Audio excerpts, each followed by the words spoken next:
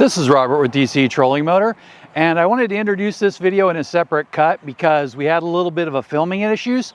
So in today's video, we'll be changing out the plug that was in my trolling motor system for a higher amperage plug, which will receive larger wires. At the time that I installed that, I was under the impression that the plug that was there would receive the 6-gauge wires, but it's not capable of that. 8 gauge is the limit to that one. So what I did is I bought the Marinco 70 amp plug, and I'm very happy with it. If I had any complaint, it would be that it's not locking, but it has an O-ring seal, so I'm expecting it to perform really well.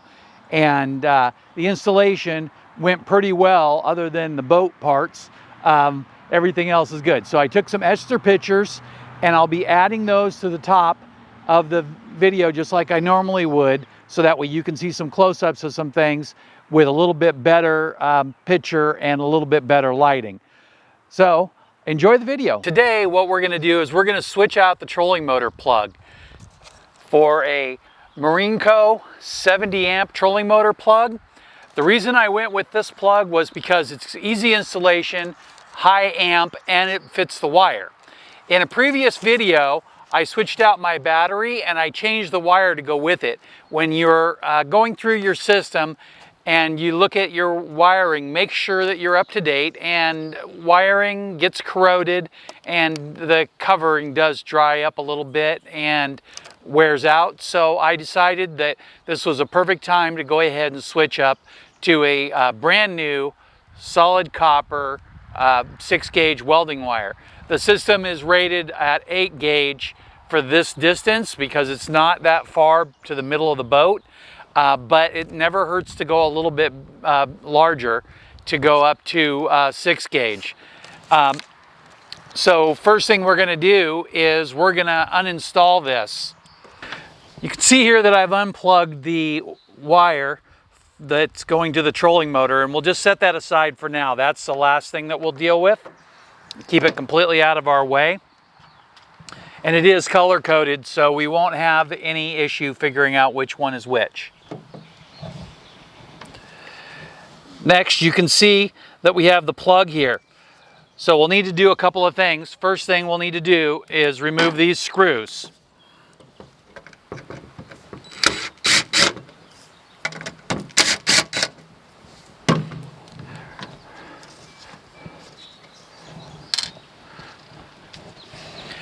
On the back of the plug, or socket I guess it's called, there is a nut.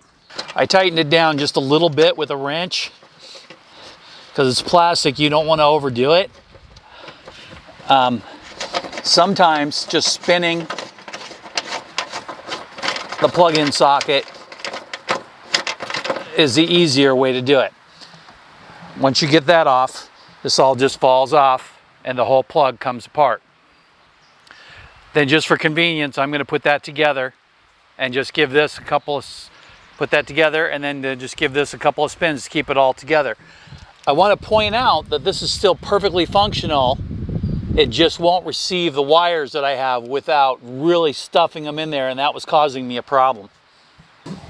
So I had to reach in there and pull the wires out, and the reason is because I put this duct tape on there to protect them, because right here there's a sharp corner, and because of the edges of the aluminum sheets coming together, it's a little sharp, and I don't want to take the chance of it bouncing around and getting cut there.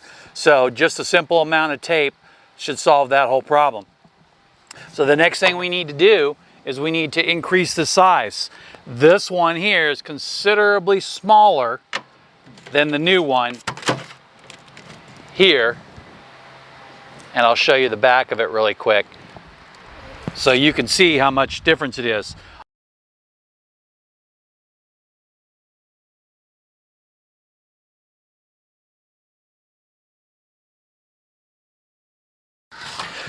So the first thing that you need to do is you need to put this ring on.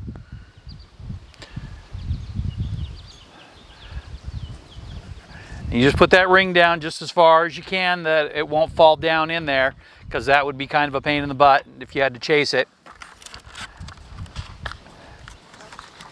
I have already opened up the package and inspected it and read the directions.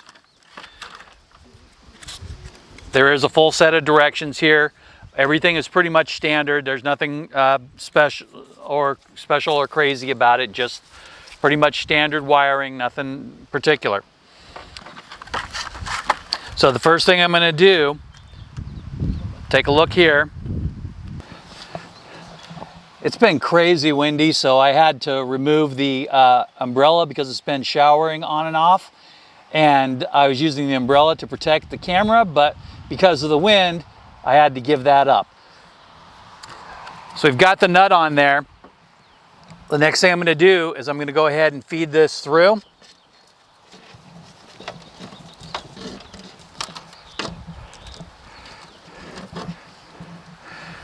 I want to point out that I kept this taped, but I also removed the fuse inside. But we will do these one at a time just for safety, as if it was hot. So first thing I'm going to do is take a fresh cut. I like to get just below that trim. Okay, and the directions are calling for a 3/4 inch.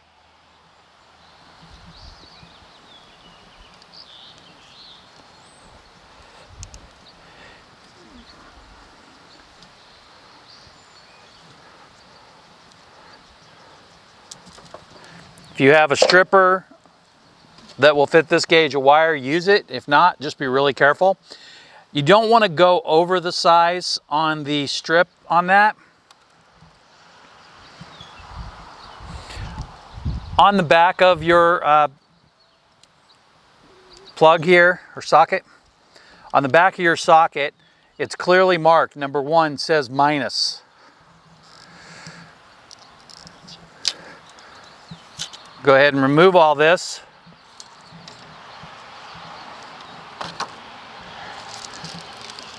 In the package is included some ferrules that we don't need, but if we were using a different size, we might. And then we have these. We'll go ahead and loosen this.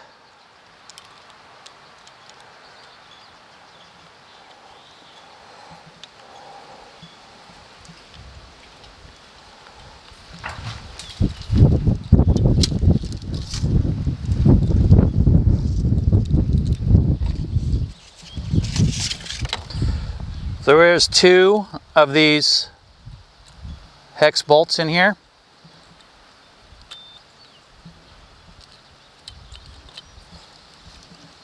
I'll put that up in the camera and hopefully you can see that.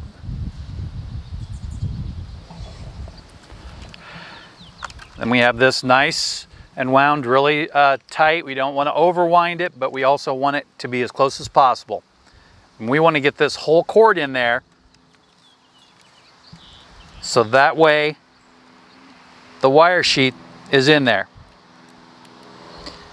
And then we'll tighten each one down.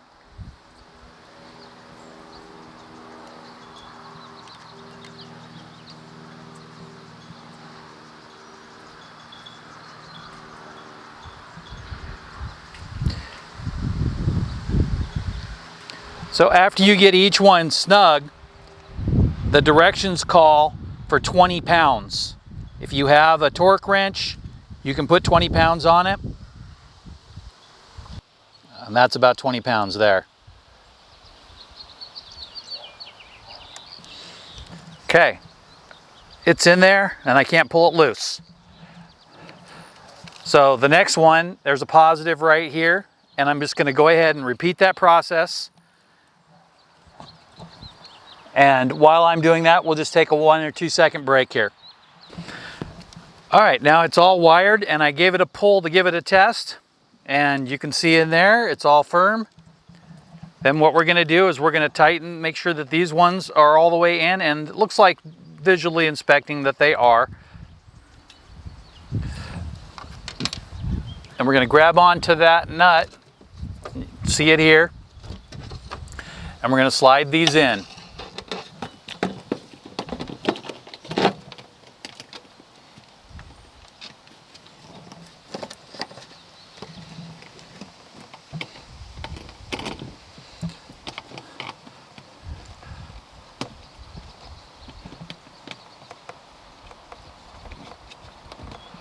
Sometimes these plastic nuts can be a little hard to get started on the thread.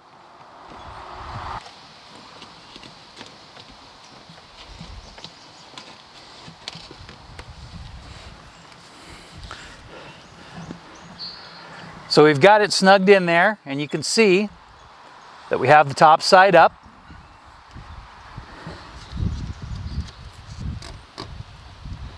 Now what we're going to do is we're going to give a try with the existing hole for one of these two screws to hold this cover in place.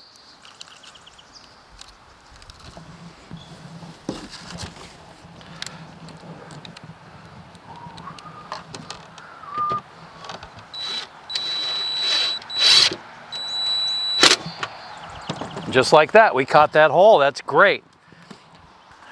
This is a 7/64 drill bit, which is called for in the directions. Normally I just kind of finesse it, whatever works, works. But this time I wanted to use this because this is what I'm doing this video, so I don't want to do a half job. And just like that, right through.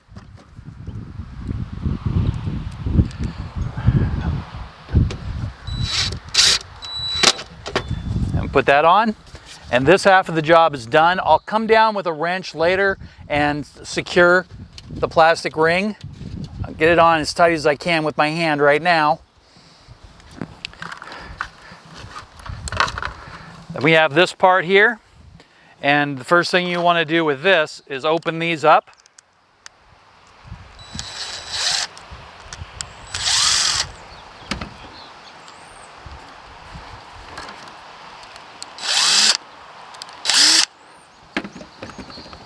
Then get this to come apart just like that.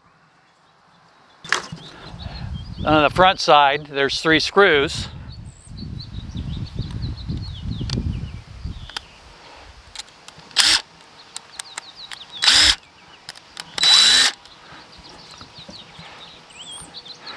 Once those 3 screws are off, this whole center will come right out.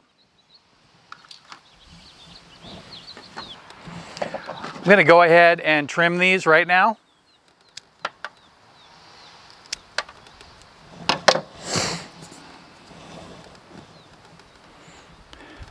I'm going to put the black one through this side and the red one through that side.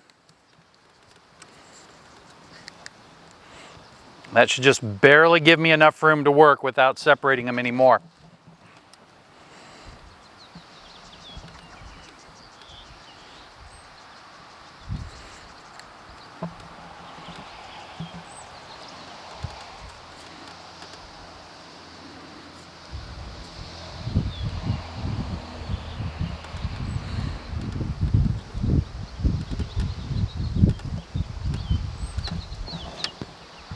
That one's ready.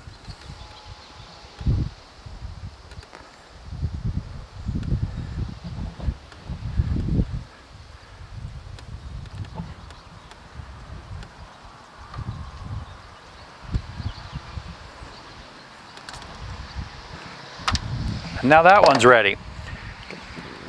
Little twist, clean them up.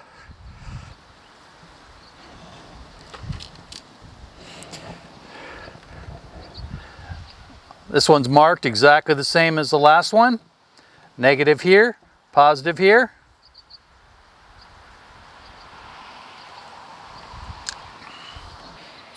Okay, I've got both of these completely open.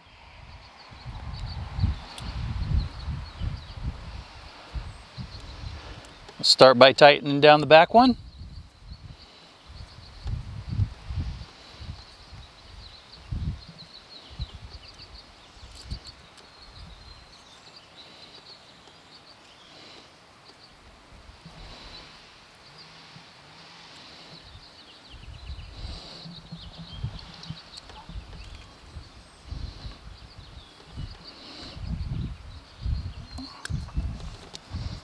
Got them both in there, and then I'll give them a little bit of pressure.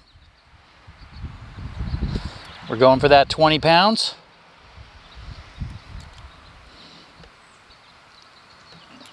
And that's in.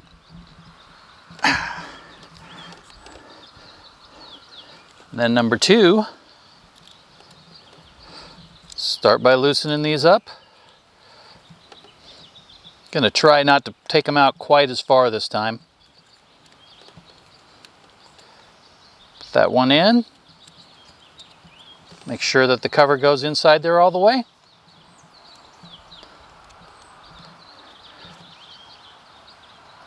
Tighten down the back one first.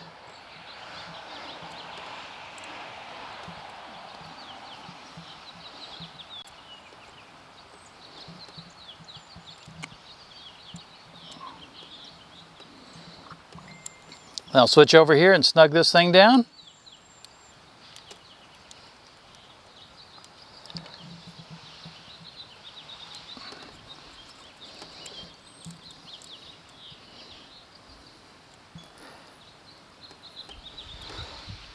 Check these again.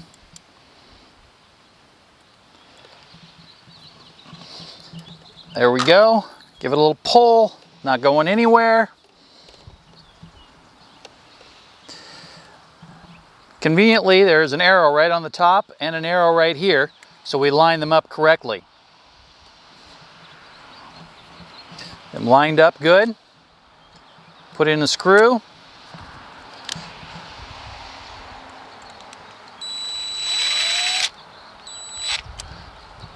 Just like that.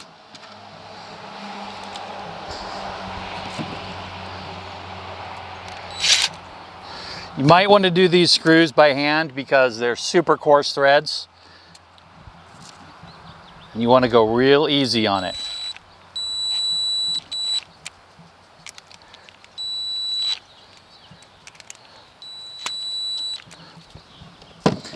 And that's done. Make sure this is all in place.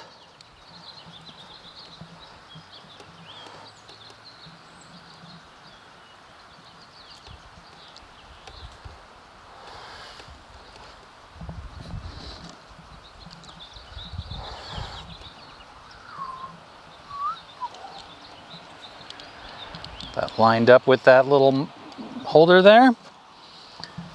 There's a little key there so you know that you're getting it in the exact right spot.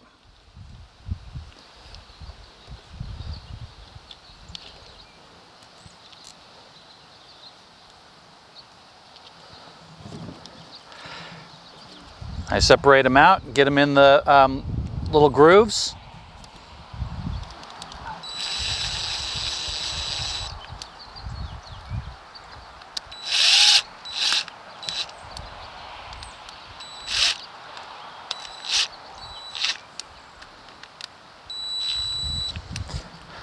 And then tighten them all the way and that's done. Just like that. Give it a little pull, make sure it's solid.